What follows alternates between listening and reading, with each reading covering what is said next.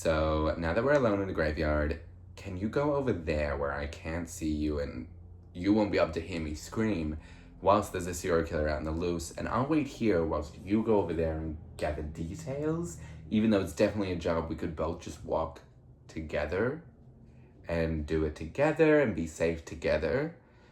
I'll wait here though, whilst there's a serial killer out in the loose. So I Know What You Did Last Summer has released with new cast, the returning cast, and a whole new killer. But does it live up to the expectations of the original? Let's get into it. But before we do, make sure you like, subscribe, do all those good things. Leave me a comment. Do you agree? Let me know.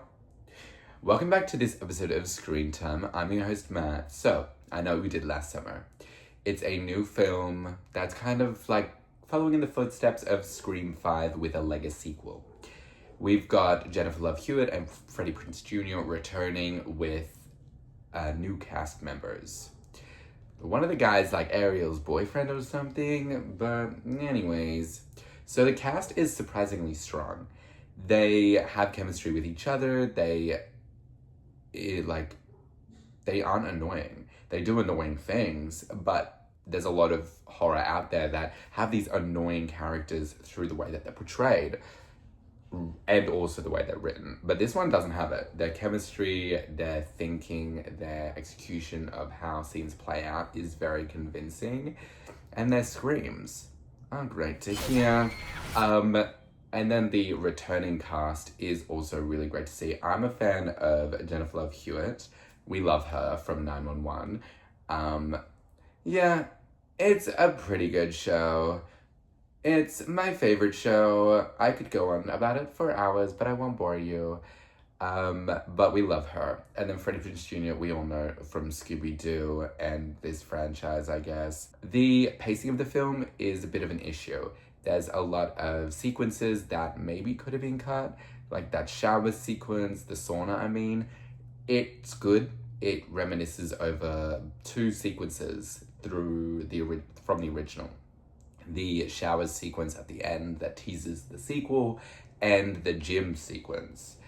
But one, this guy is literally in the middle of a serial killer attack. They're aware that someone's attacking them. And he's like, I'm going to the gym. I'm going to get fit and ready for this guy so I can attack him. What? Stay home, be with people that you know, and be protected. And then the sauna sequence, it adds nothing to the film. It just says you're next. And it's like, okay. Could have cut that whole sequence out. So the sauna sequence is between the prince from The Little Mermaid getting killed and the two girls being at the police station. And then after it is the tan guy who goes to the gym getting killed at the back of his $1 million mansion. Oh no, I feel bad for this rich kid, this nepo baby. Oh no. They could have just cut that gym sequence and it would have made a much cohesive, shorter and, fast-paced film that doesn't really drag, because that sequence just adds nothing, unfortunately. It's really great, one thing to note, to see that Jennifer Love Hewitt, the icon that she is prepared. She has security systems at her house. She's not wallowing in, trauma or, scared for her life. Like in the second one, she's developed herself. She's grown, self-growth, She grabs the fork when she hears someone at the front. Boom. Sharpest object nearby. Done and dusted. But yeah, that's really great to see. It's definitely a trend that survivors are so traumatized, which is a fair response. But can we just make someone happy? Make someone use that trauma positively and get the help they need, which Jennifer Love Hewitt does. Julie is her name. So moving on to the kills. The kills is something that you always want in a slasher to be spot on. And thankfully, they are so great in this one. They're shot really tension crawling.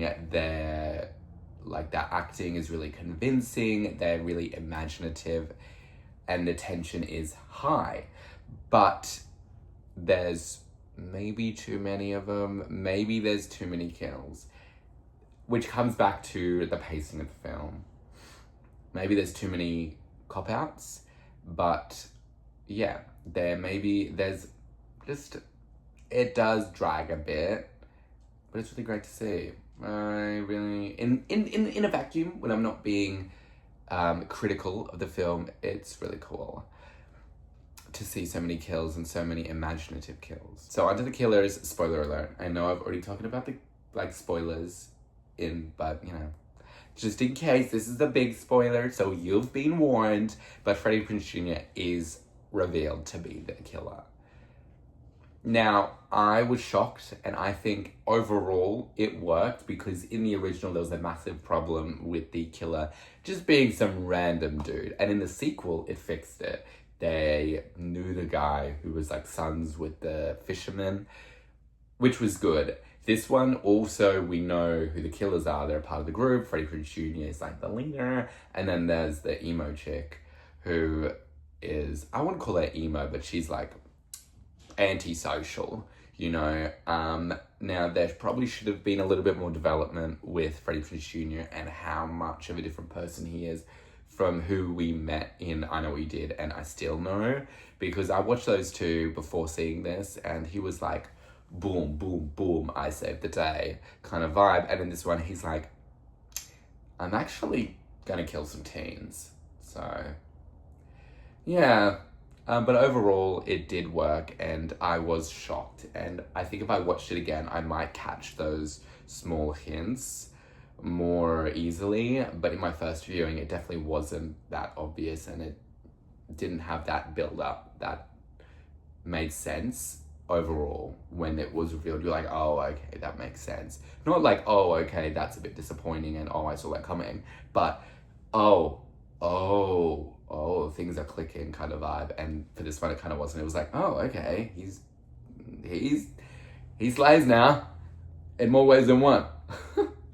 But yeah, those are my thoughts on I Know What You Did Last Summer 2025. Let me know yours down in the comments below. Overall, it was a really solid watch and a really fun horror slasher. Kind of on the same level as Scream 5 and 6 in its production values and stuff. It just has a lot of pacing issues and some, editing kind of issues also. But yeah, those are my thoughts. Let me know yours down in the comments below. Like and subscribe, do all those good things, and I'll see you in the next one. Bye, guys.